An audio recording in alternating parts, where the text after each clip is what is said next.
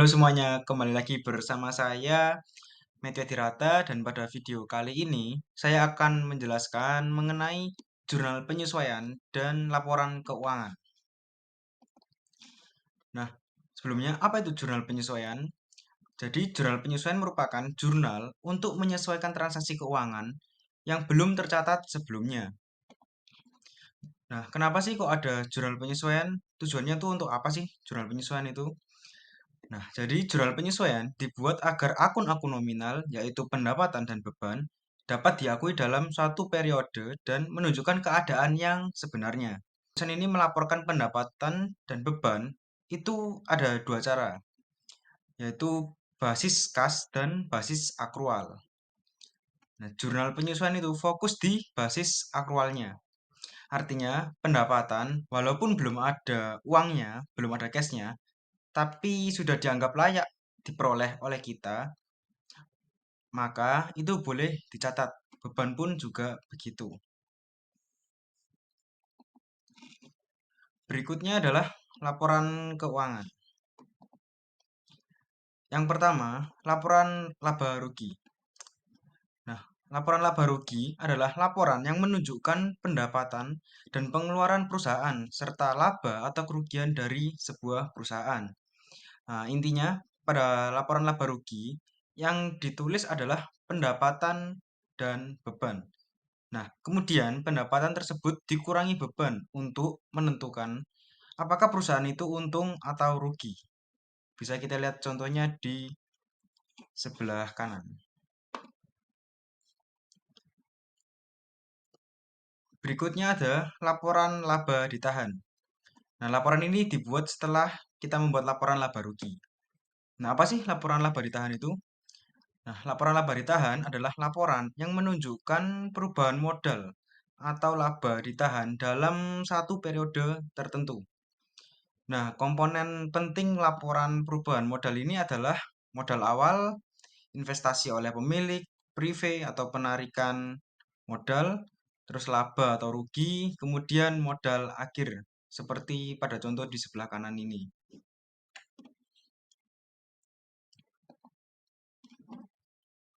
Dan berikutnya, setelah membuat laporan laba ditahan, kita bisa membuat laporan posisi keuangan. Nah, apa itu laporan posisi keuangan? Laporan posisi keuangan merupakan laporan keuangan yang melaporkan aset, liabilitas, dan ekuitas perusahaan pada periode tertentu. Singkatnya sih, laporan posisi keuangan itu ringkasan atau rangkuman dari aset, liabilitas, dan ekuitas perusahaan. Bisa kita lihat contohnya di sebelah kanan ini. Aset ada kas, ada account receivable, ada supply, ada equipment, kemudian liabilitas dan ekuitas ada accounts payable, ada owner's equity atau modal pemilik, dan owner's capital. Kemudian di total hasilnya ketemu 18.050 ini. Sama kan dengan aset di atas 18.050. Nah, laporan terakhir itu ada laporan arus kas. Apa itu laporan arus kas? Nah, laporan arus kas merupakan laporan yang digunakan untuk melacak keluar masuknya kas dalam satu periode tertentu. Nah, jadi arus kas ini penting ya bagi perusahaan supaya perusahaan itu bisa tahu kas ini kalau masuk, masuknya dari mana, dapat dari mana. Kalau keluar, kas ini keluar kemana. Bisa kita lihat di contoh laporannya, arus kas dari aktivitas operasi, ada kas yang diterima, terus dikurangi pembayaran kas untuk beban. Nah, ini kas keluar. Nah, kemudian ada juga arus kas dari kegiatan investasi. Contohnya kalau kita beli tanah, mesin, atau peralatan lainnya. Terus ada arus kas dari kegiatan pendanaan. Nah, ada kas yang diterima dari investasi pemilik, terus kemudian dikurangi prive, dan kita bisa ketemu arus kas bersih dari kegiatan pendanaan tersebut. Nah, sekarang kita masuk pada praktik jurnal penyesuaian itu sendiri. Di sini saya sudah siapkan soal untuk penyesuaiannya, dan di sini adalah jurnal umum untuk disesuaikan. Baik, kita langsung ke soal yang pertama. Perlengkapan yang tersisa senilai 2 juta pada akhir bulan.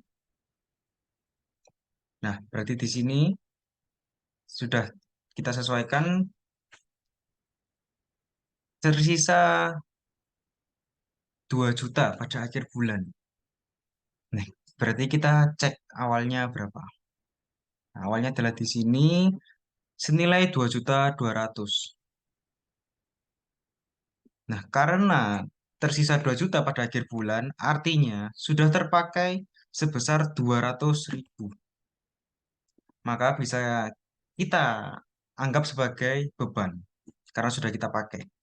Jadi di sini kita tulis di debit beban perlengkapan senilai 200.000 dan perlengkapan di kredit senilai 200.000.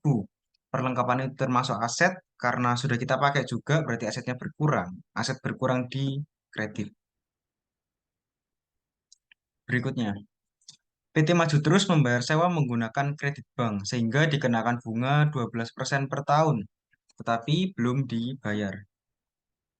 Berarti kita cari dulu utang banknya si PT Maju Terus.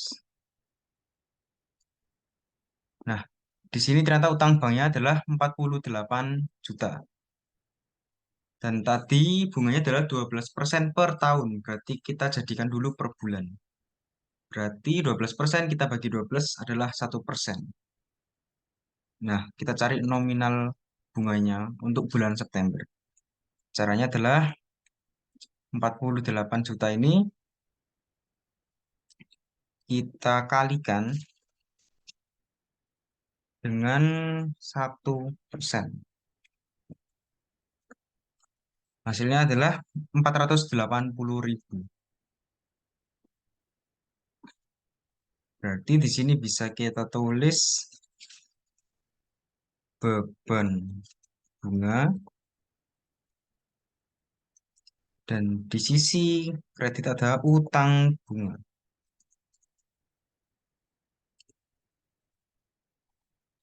senilai tadi 480.000.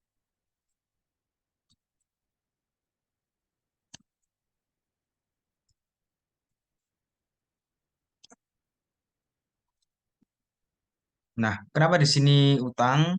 Ya, karena kan tadi belum dibayar. Nah, berarti utang. Utang bertambah di kredit. Berarti kita di sini tulis 480.000 di kredit. Kita ke soal berikutnya. Nah, ruko yang disewa oleh PT Maju Terus sudah dipakai mulai September ini. Ruko, berarti kita cari dulu waktu kita bayar sewanya di muka. Nah, kita bayar sewa ruko itu 48 juta untuk 2 tahun. Jadi sewa dibayar di muka. Nah, berarti kita cari dulu biaya sewa per bulannya itu kira-kira berapa. Tinggal kita bagi saja ya 48 juta dibagi 24 bulan. Sini kita ketik 48 juta ini kita bagi dengan 24 bulan. Hasilnya adalah 2 juta. Berarti bisa kita tulis di sini beban sewa. Di bawahnya sewa dibayar di muka. Beban sewanya senilai yang kita hitung tadi 48 juta dibagi 24, 2 juta rupiah.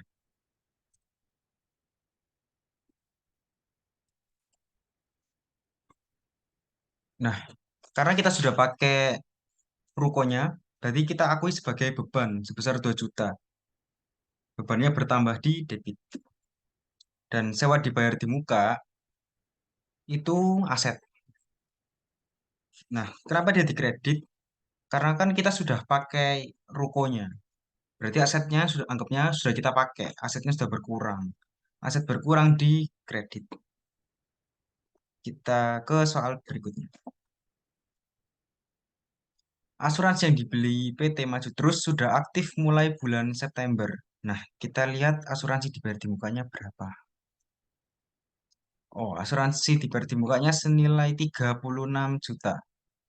Nah, 36 juta ini untuk 2 tahun. Berarti kita cari kira-kira beban asuransi per bulannya berapa.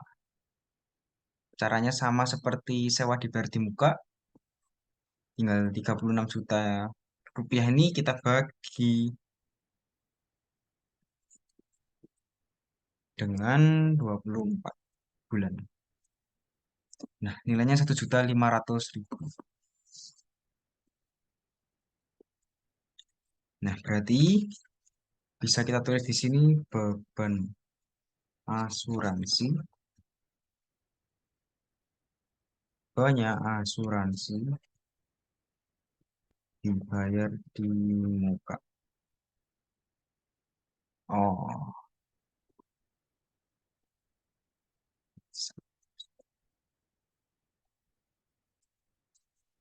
beban asuransinya senilai 1.500.000.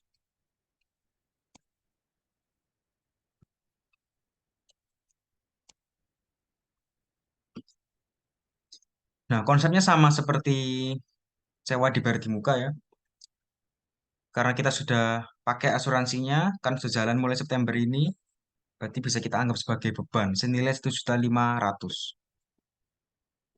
Nah, asuransi dibayar di muka itu juga termasuk aset.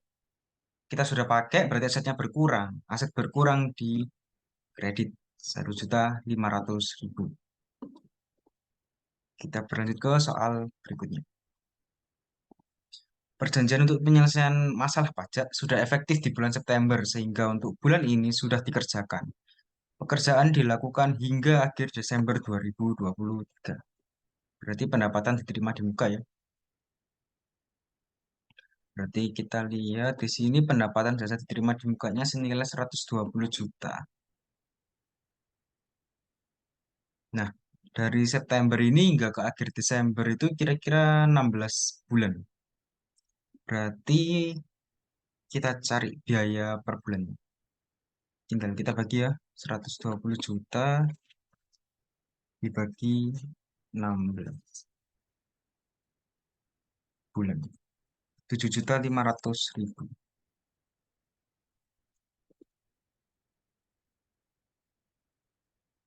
Nah, berarti di sini pendapatan jasa diterima di mukanya berkurang alias kewajiban kita berkurang. Kita cari pendapatan jasa diterima di muka. Dan karena sudah kita kerjakan, berarti kita boleh akui sebagai pendapatan. Di sini kita cari pendapatan jasa. Senilai yang kita hitung tadi, 7.500.000.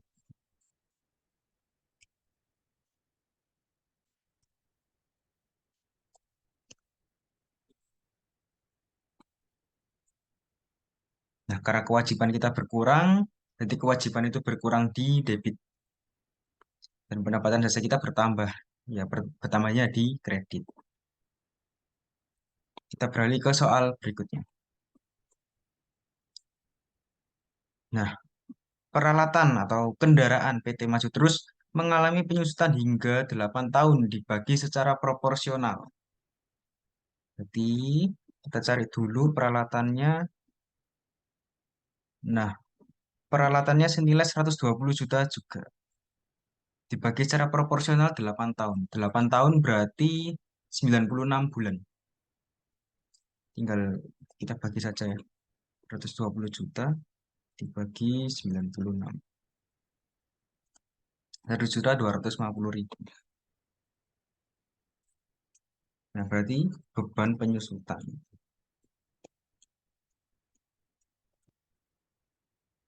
Nah, pasangan dari beban penyusutan itu selalu akumulasi penyusutan peralatan. Di sini kita tulis akumulasi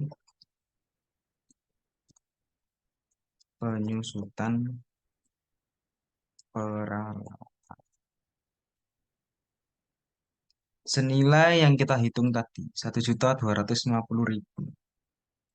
1.250.000.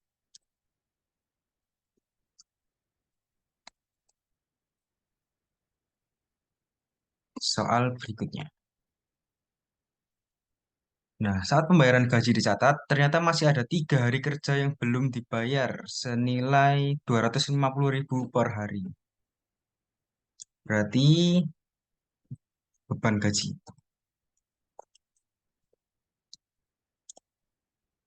dan utang gaji dan apa? 250.000 per hari dan ternyata tadi di sini masih ada 3 hari kerja. Berarti kita tinggal kali 3 saja. 250.000 kali 3, 750.000. Sini 750.000. Kredit 750.000. Nah, kenapa beban gaji dan utang gaji? Karena di sini sudah tanggal 30 September. Berarti kan sudah harus kita akui sebagai beban. Karena pegawai kita belum kita bayar, juga kita anggap utang. Utang bertambah di kredit. Maka di sini 750 ribunya di kredit. Nah, kita ke soal terakhir. Oh, ada pekerjaan jasa konsultasi pajak yang belum dicatat senilai 1.320.000. Padahal sudah dilaksanakan atau sudah kita kerjakan. Belum dicatat atau belum dibayar. Berarti karena kita sudah mengerjakan dan belum dibayar berarti piutang.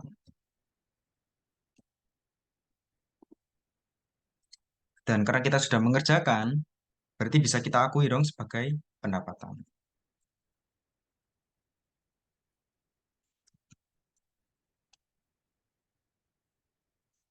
Tadi senilai 1.320.000.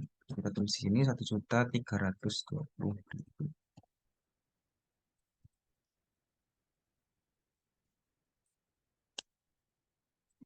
Seperti biasa, piutang itu aset, aset bertambah di debit, dan pendapatan jasa itu memengaruhi ekuitas, berarti bertambah di kredit. Nah, sudah. Sekarang kita cek apakah balance atau tidak. Dengan rumus sama dengan sum. Dari atas ke bawah.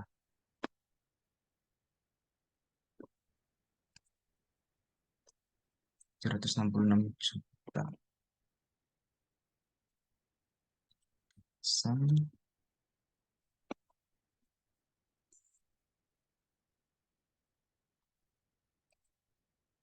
Dan hasilnya balance. Nah, karena kita sudah menyelesaikan jurnal penyesuaiannya, maka langkah berikutnya adalah kita membuat buku besar setelah penyesuaian. Di sini caranya cukup mudah ya, tinggal kita klik, kemudian kita pivot table analyze dan refresh.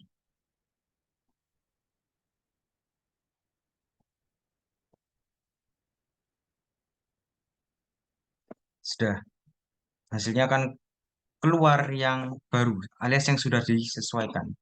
Nah, tapi ada akun-akun nih yang belum ada sebelum penyesuaian. Ya, tinggal kita tambahkan. Caranya kita blok sini, lalu copy, dan paste. Nah, di sini bisa kita lihat, nah, akun-akun barunya sudah terpisahkan oleh blank. Tinggal kita klik beban bunga, copy lagi. Berikutnya ada utang bunga, copy. Di utang bunga ada beban sewa.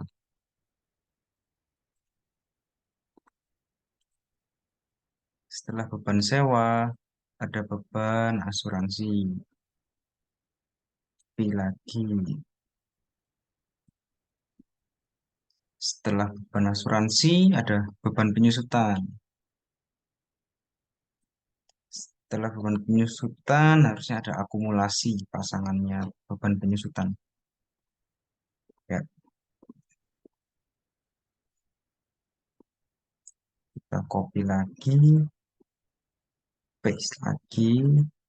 Yang terakhir ada utang gaji dan upah 750.000. Sudah, ini buku besar setelah penyesuaian. Jadi di sini kita ganti buku besar setelah penyesuaian.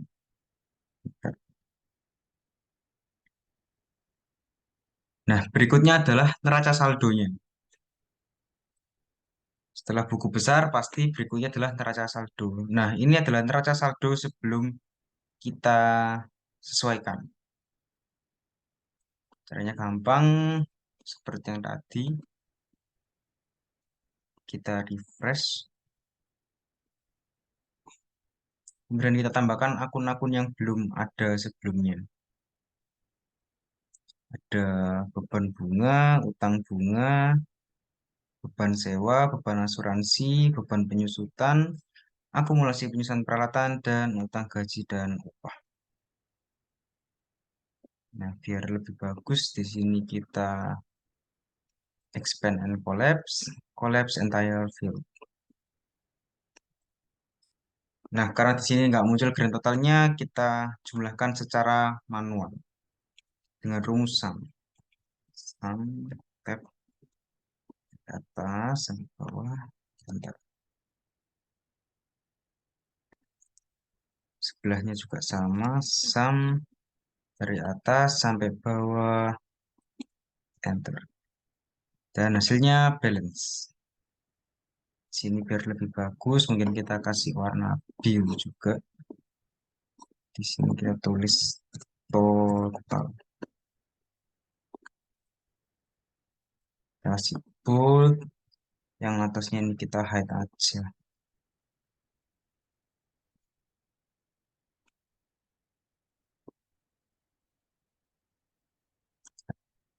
Nah, bisa kita lihat hasilnya adalah 501.802.500 rupiah.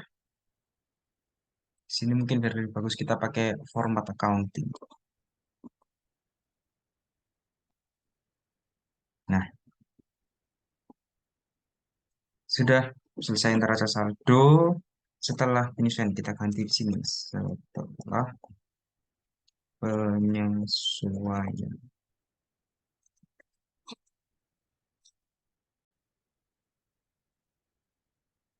Nah, sekarang kita masuk kepada tahap pelaporan keuangan. Nah, laporan keuangan itu selalu dimulai dengan yang pertama laporan laba rugi dulu. Jadi, untuk yang pertama kita buat laporan laba rugi. Caranya PT. Terus, kemudian kita tulis di sini laporan laba, dan di bawahnya, oh ini laporan, di bawahnya adalah tanggalnya.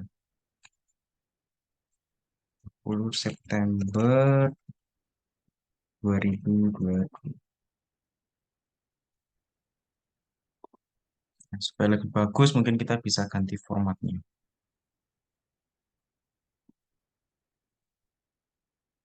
More number format. Ini.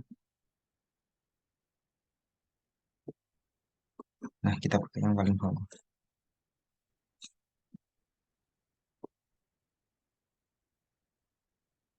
Ya, ini bisa kita merge aja. Ini juga di merge. Ini di merge. Kita kasih border.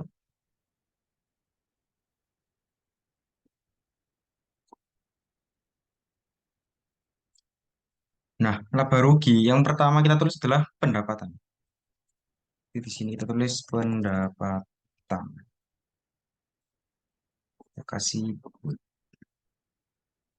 Nah, pendapatan yang ditulis adalah pendapatan jasa. Di sini kita tulis pendapatan jasa.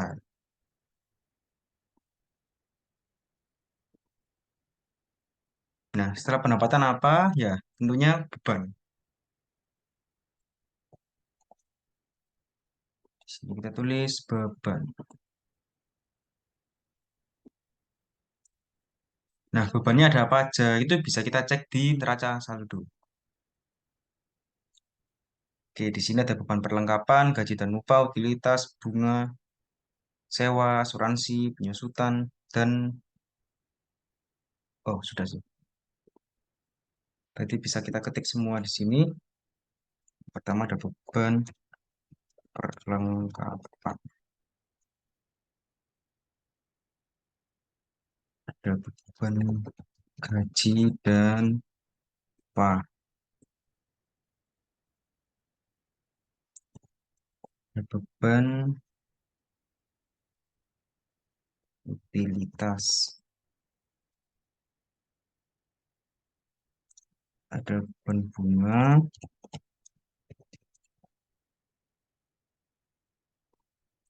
beban sewa, sama apalagi beban asuransi dan beban penyusutan.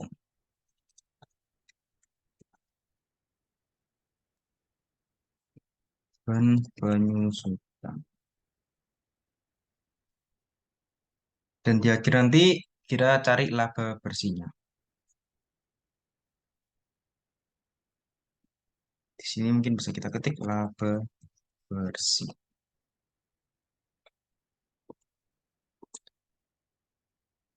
Nah, untuk membuat laporan keuangan, kita bisa menggunakan rumus dari Excel itu sendiri, yaitu rumus sum if. Nah, karena pendapatan itu bertambahnya di kredit, berarti kita mulai dari sum if yang kredit dulu. Itu sama dengan sum if. Nah, range-nya kita ambil dari jurnal yang sudah kita sesuaikan tadi. Kita mulai dari yang akun kredit. Kita blok sampai bawah. Setelah itu kita string. Kriterianya di laporan keuangan. Nah, kriterianya adalah pendapatan jasa. Titik koma. Sum range-nya kita kembali lagi ke jurnal, tapi kita blok saldo kredit semua.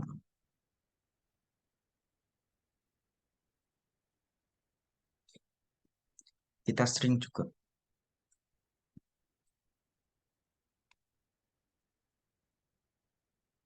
Udah, tinggal kita kurangin debit dengan rumus sum if juga. Berarti range-nya kita ambil dari jurnal. Sekarang yang akun debit.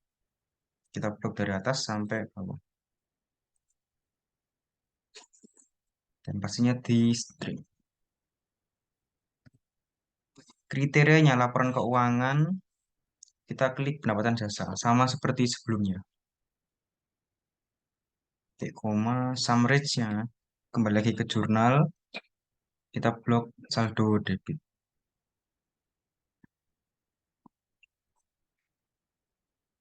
Kita string. Sudah.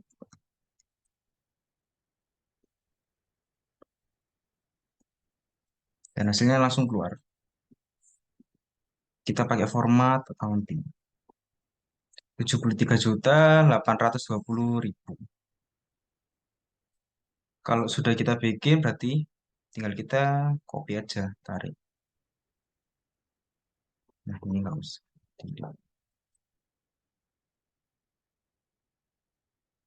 Nah, beban itu minus ya. Dan itu nggak apa-apa, biar di laba bersihnya kita langsung sum. Nah, ini hasilnya akan sama seperti neraca saldo. Di sini beban perlengkapan 200.000, gaji dan upah 5.750.000, beban utilitas 2.000.2.500, ya kan sama semua. Nah, untuk cari laba bersihnya berarti tinggal pendapatan dikurangi beban-beban yang ada. Jadi tinggal sama dengan sum blok dari atas hingga ke bawah.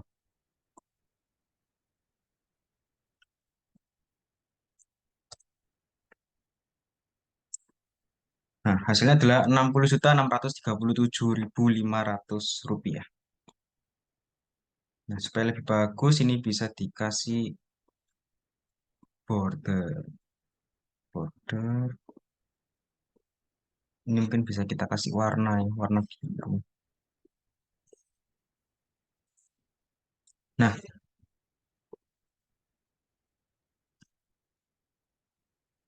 Nah, setelah laporan laba rugi, laporan berikutnya yang kita buat adalah laporan laba ditahan atau laporan perubahan ekuitas.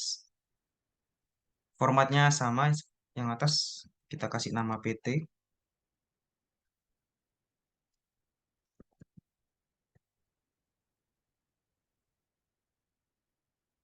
Di sini kita tulis laporan laba ditahan tanggal 30 September 2022. Ini kita ganti dulu.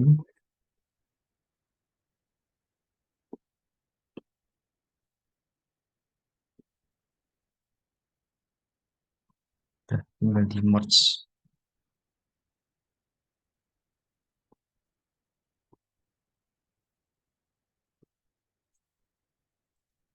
Nah, laporan laba ditahan itu isinya modal awal dan investasi dari pemilik hingga nanti ada modal akhirnya.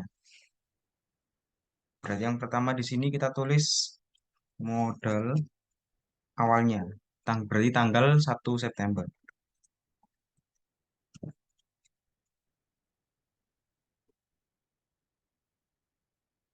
Nah, karena perusahaan PT ini, PT Maju Terus ini baru buka, jadi modal awalnya kita tulis di sini strip ya, nggak ada. Nah, kemudian baru pemilik itu investasi. Di sini kita tulis modal saham, saham biasa.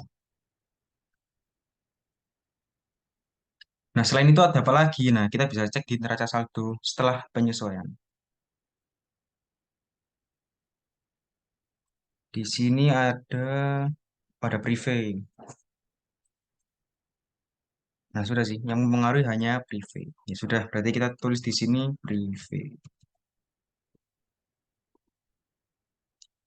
Dan yang terakhir otomatis ditambah laba bersihnya.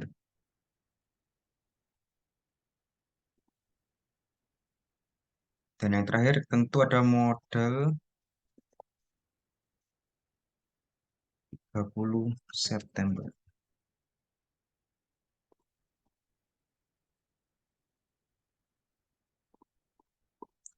Nah, modal saham-saham biasanya berapa? Nah, kita cek di neraca saldo. Berhubung ini cuma sedikit, kita bisa langsung cek aja.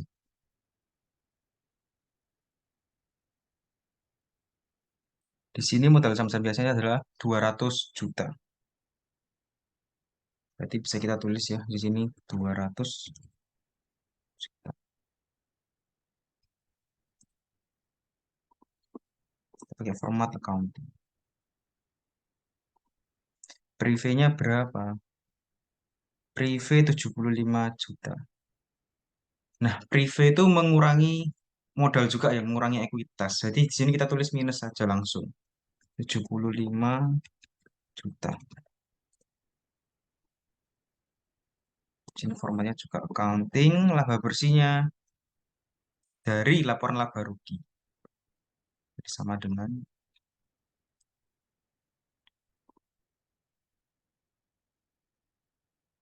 berarti untuk mencari modal akhir, tinggal kita total semuanya. Dengan rumus SAM.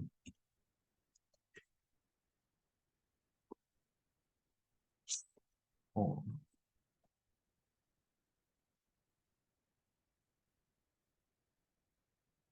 enter. Ya, hasilnya adalah 185.637.500.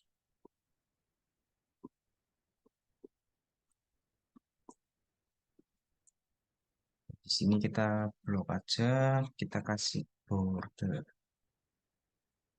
Di sini juga border. Side.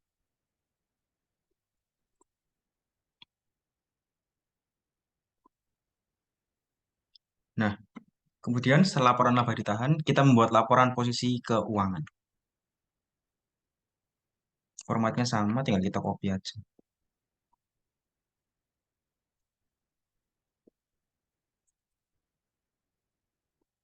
Dari sini kita ganti laporan posisi keuangan.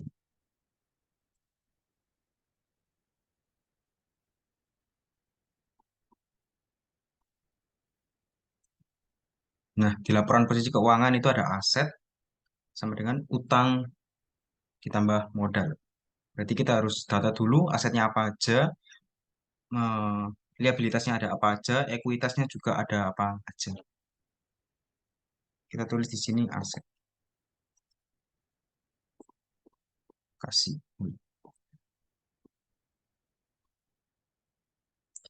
Di sini kita lihat neraca saldonya aja. Ada kas, bank, piutang, perlengkapan, asuransi dibayar di muka, sewa dibayar di muka, peralatan. Ya, tinggal kita ketik di sini. Pertama ada kas, ada bank juga, piutang,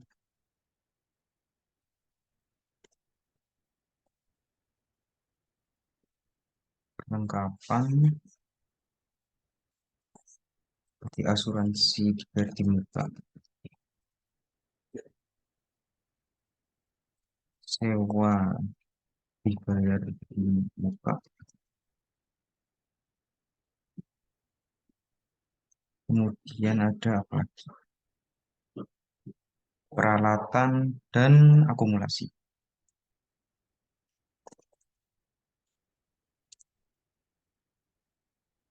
Akumulasi penyusutan peralatan.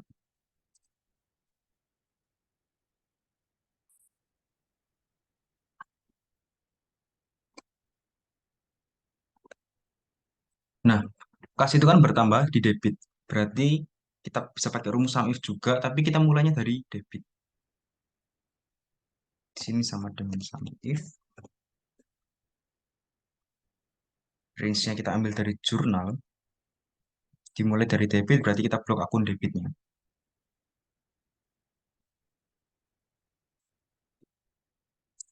Jangan lupa di string. Juga di string.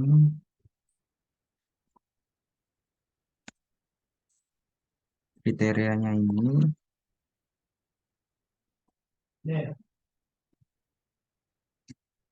Sum range-nya kita kembali ke jurnal. Kita blok semua yang saldo debit.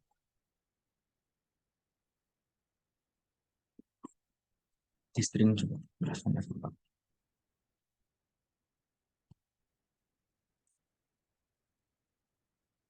Sekarang sum if yang kredit. Range-nya kita sama, ambil dari jurnal. Blok semua akun kredit. Ini. Kriterianya sama di laporan keuangan. Ada kas. Sum range-nya dari jurnal. Saldo kredit. Di string juga.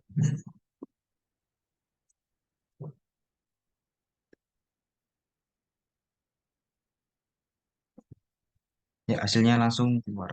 Di sini kita kayak format account. Setelah itu tinggal kita tarik ke bawah.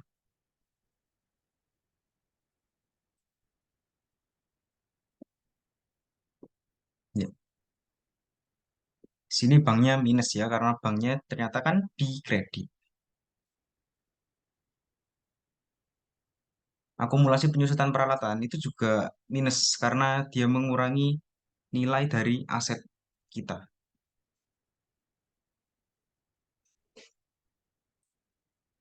Nah, kemudian kita tulis di sini total aset.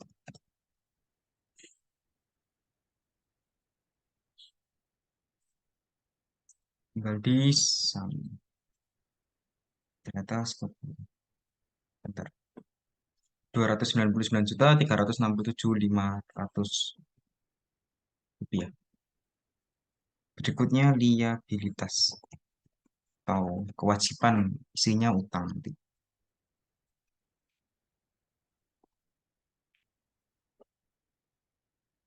sini kita lihat ada apa aja. Ada utang bank, ada utang gaji, utang bunga, dan pendapatan diterima di muka. Oke, kita di sini ketik utang gaji dan upah, utang bank,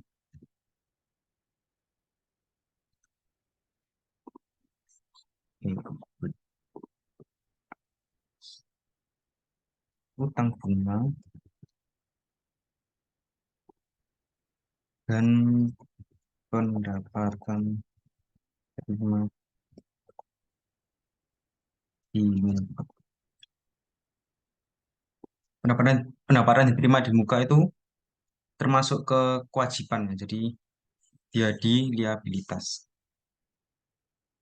Karena orang lain bayar dan kita belum mengerjakan. Jadi itu jadi kewajiban kita. Nah, liabilitas itu bertambahnya di kredit dulu, berarti sum if-nya kita mulai dari kredit.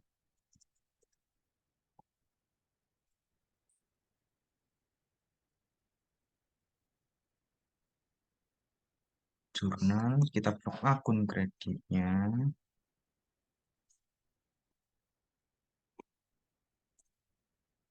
Ya,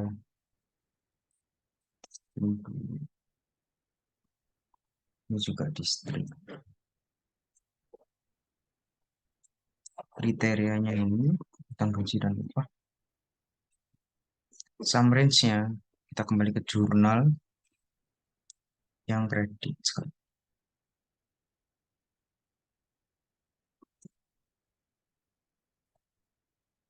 Tutup kurung. Sekarang sum if debit.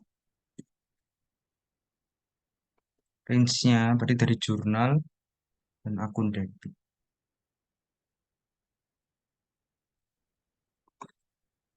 Kita string.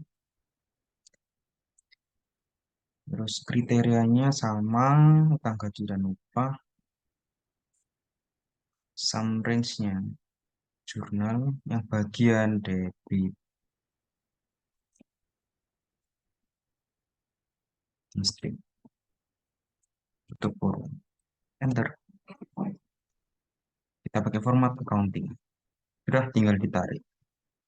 Kesalahan ketik di sini harusnya pendapatan jasa diterima di muka. Kalau pendapatan diterima di muka tidak bisa terdeteksi karena di jurnal saya tulisnya pendapatan jasa diterima di muka 112.500.000. Utang banknya habis.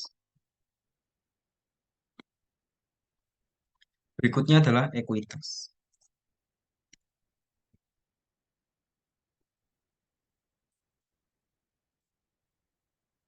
Nah, kalau ekuitas ini kita pakai modal akhirnya. Berarti kita tulis modal 30 September. Tinggal kita sama dengan aja, sama dengan nah, kita total. Total liabilitas dan ekuitas.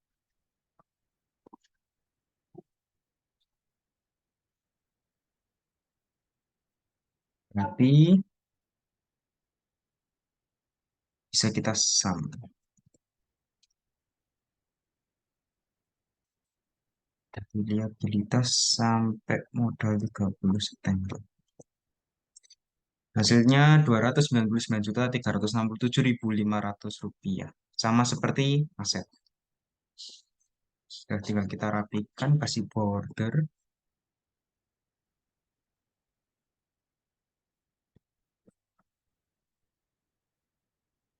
Baik.